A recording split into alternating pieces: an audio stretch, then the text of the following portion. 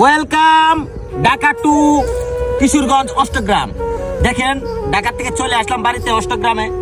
দেখেন আমাদের কিশোরগঞ্জের হাওরের যে পরিস্থিতি, বর্তমানে যে সময় আসছে, সিজন আসছে, এই সময় এখন মাছ কেলাই, তারপরে সরিষা, তারপরে বিভিন্ন জাতের ফসল, বুঝছেন, আলু ক্ষেত, মরিচ ক্ষেত, সবই আমরা কিশোরগঞ্জের হাওরের মানুষ, হাওর অঞ্চলে থাকি। আসলে অবশ্যই আমরা সব কিছু রোপণ করি। তো দেখেন এই যে মাছ কেলাই আসছি দেখার জন্য, একটা আসছি দেখতে। এই যে দেন মাছ কেলার মধ্যে ফুল আইতাছে, দেখছেন? এই যে দেন এখন ফুল আইসা করবো, মাছটা ভালো হয়েছে ইনশাল্লাহ, সবাই দোয়া করবেন।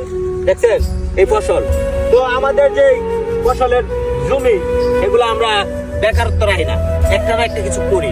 তো দেখেন আমাদের কিশোরগঞ্জের শুকনার যে মৌসুম, যেই মৌসুমে চারিদিকে খালি সবুজ আর সবুজ, সবুজ আর সবুজ। তো শুকনার মৌসুমে আমাদের কিশোরগঞ্জের হাওরের যে ভিউ, ছাড়লেই ফরিউ।